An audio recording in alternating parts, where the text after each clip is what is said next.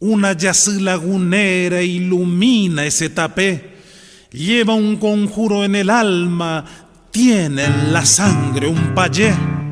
Es cantor chamamecero como el vino bien pueblero, correntino y guaraní como el mencho campañero.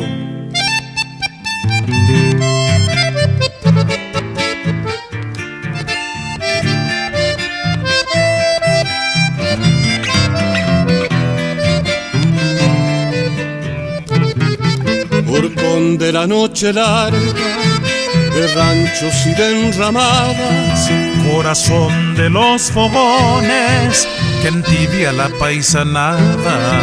En un reencuentro de amigos, en la fiesta de algún santo, pulsa el hombre una guitarra y el chamamé se hace canto.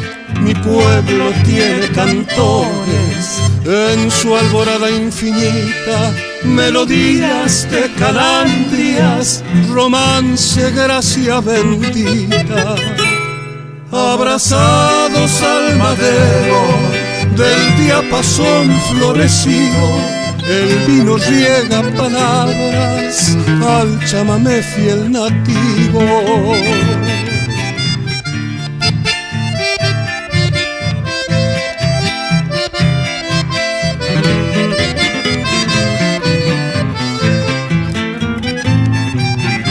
Frescura de tacuaral como remedio vegetal.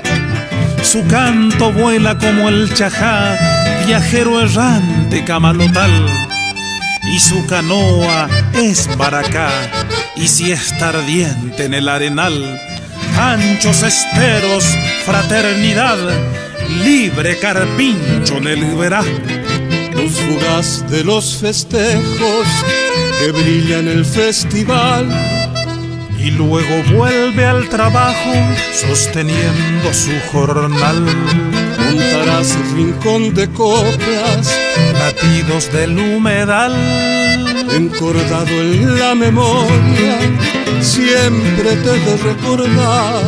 Mi pueblo tiene cantores en su alborada infinita, melodías de calandrias, romance, gracia bendita. Abrazados al madero del diapasón florecido, el vino riega palabras al chamamé fiel nativo.